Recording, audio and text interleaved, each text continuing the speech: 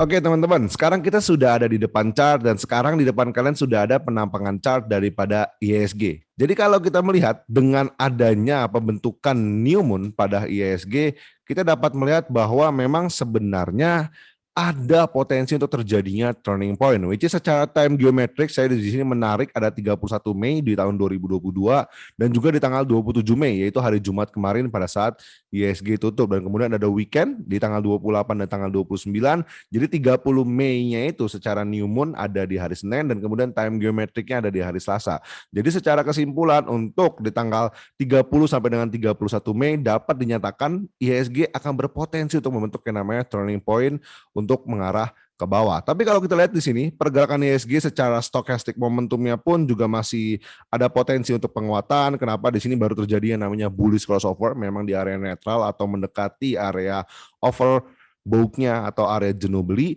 Tetapi kita juga bisa melihat secara pertarikan garis trend line di sini ya, garis trend line besar IHSG membentuk yang namanya rejection dan kemudian menguat, serta secara diagonal trend line-nya yang lebih kecil skalanya kita bisa lihat di sini ada potensi untuk terjadinya retest terhadap diagonal trend line yang kedua.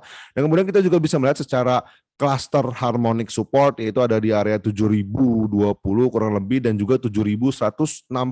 Jadi memang secara kesimpulan IHSG ini memang masih bisa menguat karena potensinya adalah terjadinya breakout dari area harmonic support yang pertama dan kemudian masuk ke area harmonic support yang kedua kurang lebih di area 7150 sampai dengan 7200. Di sini juga ada gap yang memang nanti bisa saja tertutup dalam beberapa hari ke depan. Tapi kita ingat dengan adanya new moon di tanggal 30 Mei kita tidak bisa berharap terlalu banyak, which is ketika terjadinya pelemahan terhadap IHSG kita harus hati-hati tentunya. Dan kemudian saham-saham apa aja yang masih menarik? Kita akan melihat untuk saham yang pertama itu ada dari Doit. Kenapa Doit ini menarik? Karena memang Doit ini kemarin sudah sekitar 3 hari ya kurang lebih ARB dan kemudian Doit ini sekarang sudah mencapai area supportnya. Kita juga bisa menggunakan area harmonic support yaitu adalah Fibonacci sudah masuk ke area 0,618 dan kemudian kita bisa menarik secara XAY di sini sudah mulai masuk ke area 1272 dan kita juga bisa menarik satu cluster XAY secara skala kecil dan memang Doit ini sudah masuk ke area 2618, which is Doit ini memang berpotensi untuk mengalami rejection atau mengalami rebound karena dia juga sudah mulai masuk ke area exponential moving average 90. Dan kemudian untuk target Doit kita dapat melihat di sini Doit memang ada resisten di area 524, which is ini akan menjadi scalping trade ya atau masuknya lebih ke spekulatif trade karena memang kita menunggu yang namanya rejection dan kemudian Doit ini bisa rebound ke area 524. Jadi secara target price kita bisa melihat apabila kita melakukan buy on breakout di area 464, target price-nya itu kurang lebih sekitar 12% dan kemudian untuk area stop loss-nya masuk aja di bawah area exponential moving average 90-nya yaitu di area 430 sampai dengan 428 kurang lebih sekitar 8%. Jadi secara risk to reward masih akan menarik untuk kita tradingkan Doit ini. Tapi ingat di sini kondisi stochastic momentumnya memang masih mengarah ke bawah. Jadi ini akan menjadi spekulatif trade yang cukup berbahaya karena mengingat pergerakan Doit ini cukup volatile. Dan kemudian kita masuk ke saham yang kedua, ada AALI. Ya, jadi kenapa AALI ini menarik? Pertama secara sentimen untuk bisnisnya sendiri itu sudah ada pembukaan terhadap jalur ekspor yang tadinya ditutup di Indonesia untuk ekspor minyak sawit. Jadi secara kesimpulan untuk AALI ini sekarang sudah membentuk yang namanya symmetrical triangle ya atau symmetrical triangle. Memang biasanya symmetrical triangle ini terbentuk ketika market sedang bergerak sideways. Tapi kalau kita lihat dari trennya yang masih bullish untuk AALI ini maka dapat disimpulkan symmetrical triangle ini dapat di break untuk mengarah ke atas dan kemudian sudah membentuk yang namanya rejection di area exponential moving average 90 dan kemudian di sini ada yang namanya area bullish harami atau bullish inside bar. Jadi sebenarnya strategi untuk AALI ini kita bisa menunggu terjadinya breakout dari symmetrical triangle-nya, tapi menurut saya itu akan menjadi risk to reward yang kurang ideal untuk kita tradingkan di saham AALI. Jadi sebaiknya kita bisa melakukan buy on breakout daripada bullish harami ya di sini. Kalau kita lihat di 12.525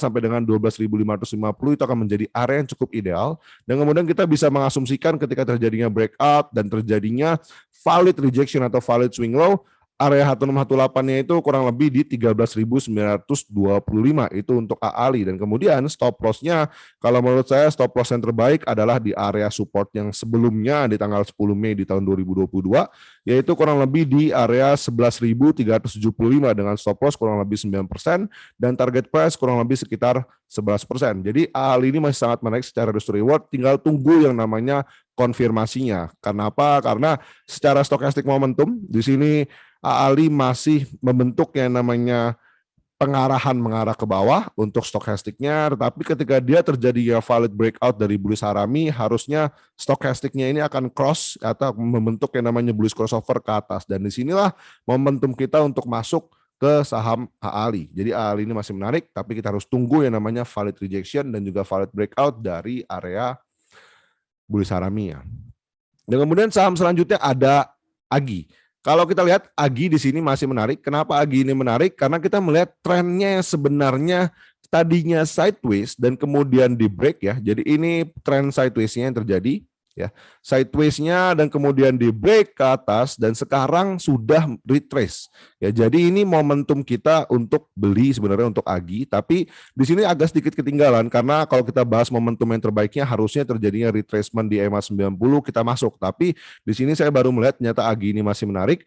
Tapi ingat stochastic momentumnya ini ke bawah, tapi kalau kita lihat stochastic momentum ke bawah jika pergerakan price action-nya sebenarnya masih bagus, maka untuk AGI ini masih bisa berpotensi untuk menguat, apalagi ada gap di 2130 dengan target price terdekatnya. Jadi menurut saya strategi terbaik adalah di sini akan ada satu rejection untuk AGI, tapi kita cek terlebih dahulu untuk volumenya. Di sini kita bisa lihat untuk volume dari AGI ini sebenarnya cukup besar ya. Jadi kalau kita rata-ratakan dari pergerakan sebelumnya, volume di tanggal 27 Mei ini cukup besar.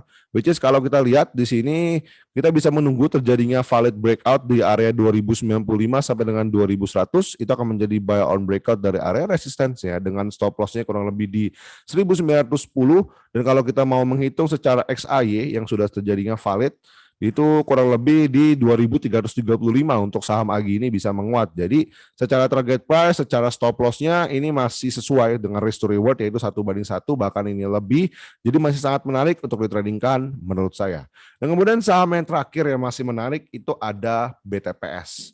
Jadi kalau kita lihat ya BTPS di sini, kita lihat untuk chart BTPS.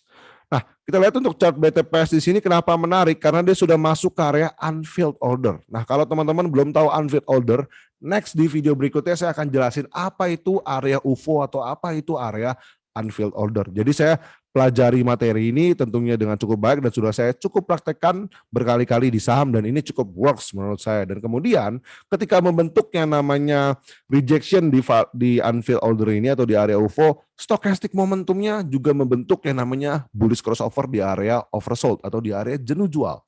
Dan itu akan menjadi momentum yang cukup bagus menurut saya. Kita tinggal tunggu aja terjadinya breakout dari area bullish harami ya. Di sini dia sudah membentuk bullish harami dan kemudian area breakoutnya itu kurang lebih di 3030 sampai dengan 3050, itu akan menjadi area yang cukup ideal untuk kita entry karena kita tetap harus menunggu yang namanya rejection meskipun sudah ada di area UFO. Dengan stop loss-nya itu kurang lebih sekitar di 2800, kita lebihin sedikit dari area inside bar-nya, dan kemudian target price terdekatnya itu kurang lebih di 3340 itu untuk BTPS. Tapi kalau kita melihat di sini sebenarnya untuk resisten yang cukup kuat ya. Untuk resisten yang cukup kuat kita bisa lihat di sini itu kurang lebih di 3460. Jadi sebenarnya risk to reward untuk trading di BTPS ini masih sangat menarik, mengingat bahwa volume yang terjadi di sini juga sudah mulai ada penunjukan penguatan meskipun warna merah, tapi ingat kita membaca volume bukan dari warnanya tetapi dari besar atau kecil transaksi yang ada pada hari tersebut. Jadi ketika dia break daripada haraminya di sini, maka ini akan menjadi volume spike dan kemudian akan menjadi potensi untuk penguatan saham BTPS. Make sure teman-teman akan mengkonfirmasi kembali dari semua outlook yang telah saya sampaikan, dan tentunya disclaimer on terlebih dahulu, saya hanya menyampaikan outlook untuk berupa informasi dan juga edukasi kepada teman-teman semuanya. Tapi ingat, kembali lagi semua keputusan yang ada di dalam trading tentunya ada di keputusan tangan teman masing-masing. Semoga video ini bermanfaat. Jika video ini bermanfaat, jangan lupa untuk klik tombol subscribe dan juga jangan lupa untuk klik tombol like serta share kepada teman-teman semuanya sehingga video ini dapat memberikan insight dan juga manfaat kepada trader yang ada di rumah. Stay tune terus, kita ketemu lagi di next video berikutnya.